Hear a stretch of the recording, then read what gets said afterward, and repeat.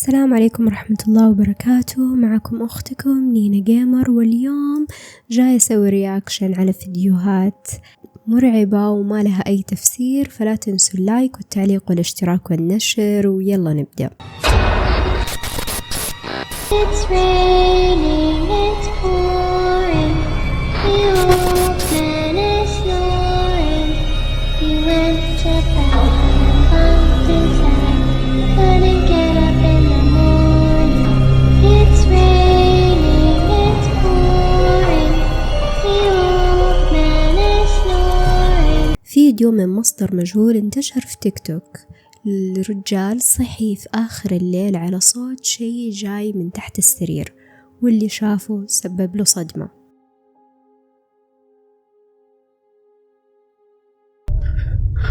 Escucho algo debajo de la cama.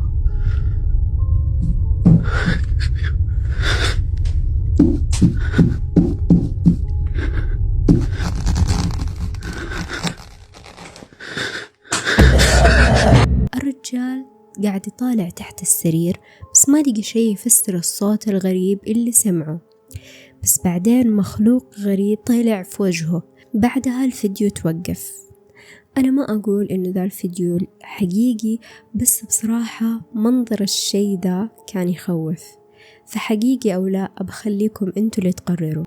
اليوتيوبر سيث من قناة اليوتيوب سيث أند تشيس تقابل مع أصحابه جوش وستيفن، واجتمعوا سوا عشان يروحوا يستكشفوا سفينة تعرضت لشكاوي كثير بسبب الأحداث الغريبة اللي جالسة تصير فيها.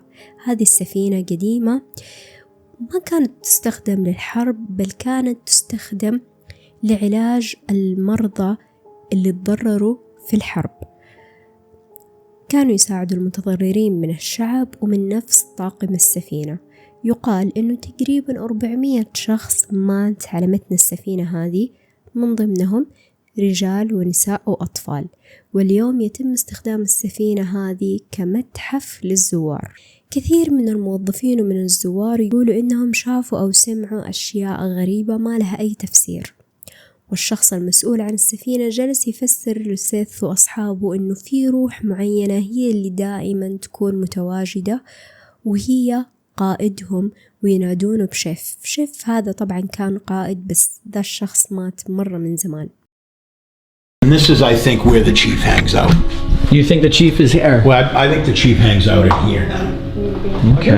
So you would say that like chief is the authoritative I figure? would say the chief is the guardian of the ship. The chief is the man who is concerned with people disrespecting the ship and things of that nature. And when the pandemic first started and I started working at home, I let my hair was longer than yours. I mean, it was down to like the middle of my back. And every time I came aboard, the chief would yank my hair. Oh man. Damn it! سيث وأصحابه قرروا يسوون جلسة عشان يتأكدوا بنفسهم من الشيء ذا، والتسجيل لقط شيء أبدا مو مريح.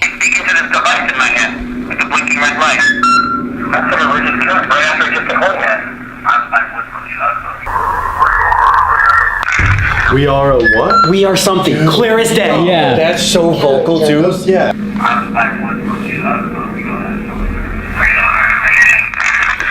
Dude, We are. We are. oh my Crazy ever. What is that last word? Wild. It's 2 syllables. Yeah. We are. We Yeah, it's are amazing. alive. We are something. Do we just sit there and try it one more time? Yeah, We. because now we've heard them, we can tell them that we can hear you. You know what Okay. I mean? Yeah. It's Let's bring right it there. back. All right. I'm gonna do it again. We heard you say we are something. We can't understand you. Can you repeat yourself? We are what?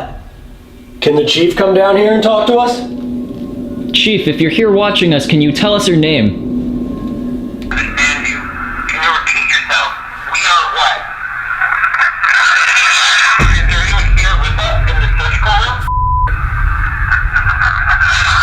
Oh my god, it did it again. Bro, I don't even want to film. Like, if this is. Every question.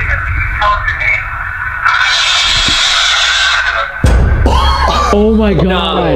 Bro, I don't want to film. Oh my god. Don. Oh, we got some. Yeah? Yeah, I just gotta show you this. I'm never one to like show off evidence to like people until like we leave, but like I just want to show you this. Yeah, we want like the raw Yeah. reaction to this.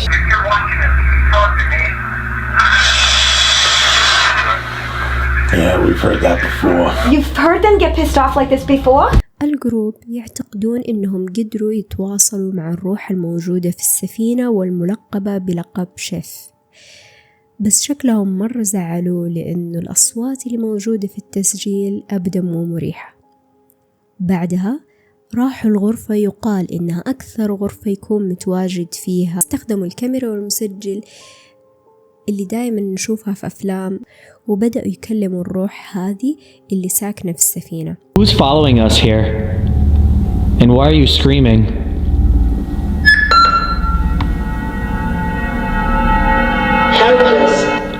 Helpless. They're helpless. Oh, we're helpless. That's way worse. Some touch it. My hair just got touched. I literally just felt my hair get. He said every time he came out here, he got his hair pulled when he had long hair. My hair was longer than yours. I mean, it was down to like the middle of my back. And every time I came aboard, the chief would yank my hair. If you saw it on camera, but I felt it. Holy shit. That one might have got it. Yeah, don't mind you. Oh, good point. Flashlight's on.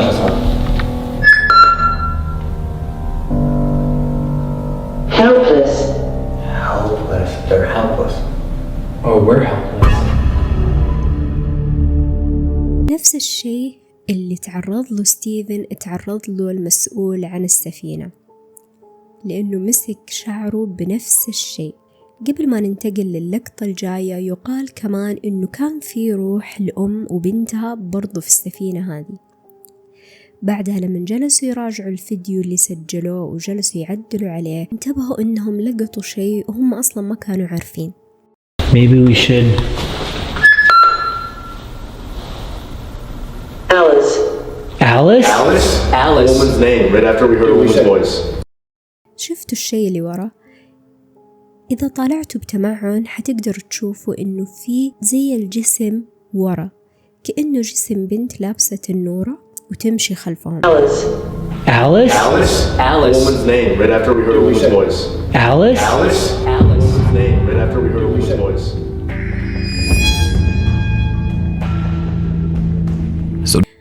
تريكسي جوي من الفلبين راحت المستشفى مع خطيبها إنه حان موعد ولادتها. إيوة، خطيبها عاد الشكوى لله. وخطيبها كان يستناها في غرفة الانتظار، والغريب في الموضوع إن غرفة الانتظار ما كان فيها أحد غير خطيبها. الشيء اللي صار له سبب له قشعريرة.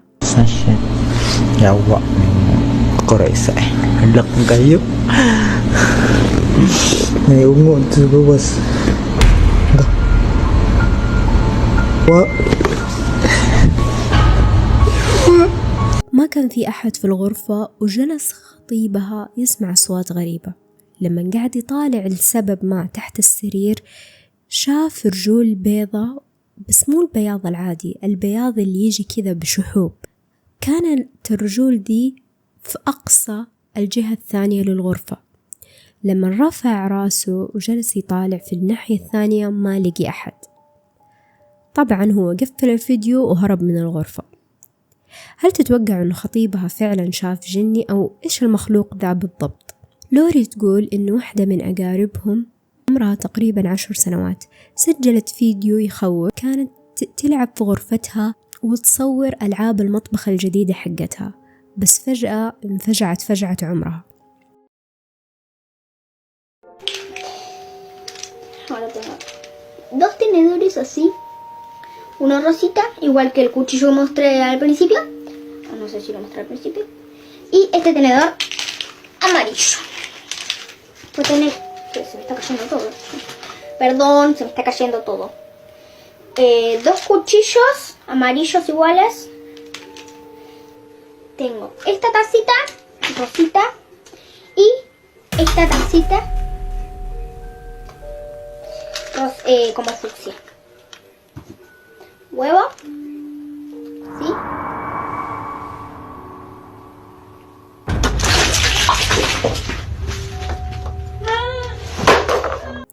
الدمية دي شكلها دفة الكوب البلاستيكي، البنت شوي تلخبطت بس كملت تصوير.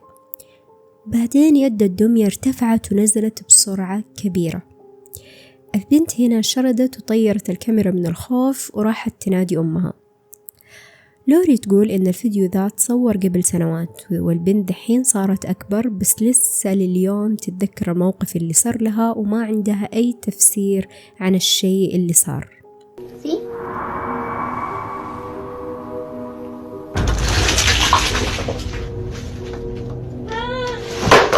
قبل 6 أشهر مستخدمة الموقع ريدت نقلت مع 2 من رفقاء سكنها لشقة قديمة مرة، ومن ذاك الوقت لاحظوا إنه أي شيء يتم تعليقه على الجدار غالبا يطيح على الأرض لسبب غير معروف.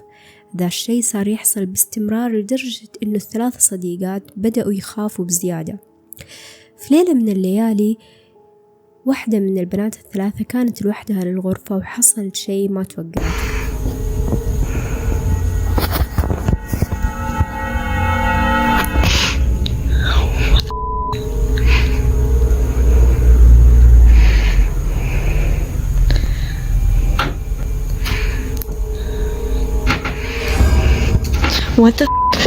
اللوحة جالسة تتحرك لوحدها، بعدين الكرسي بدأ يلف لين صار وجهه في وجه البنت. البنت وقفت الفيديو وهربت للمطبخ عشان تستنى صديقاتها لين يرجعوا. بعد ما رفعت البنت الفيديو على موقع ريدت جاتها ردود أفعال كثير، في ناس مصدقين وفي ناس مكذبين.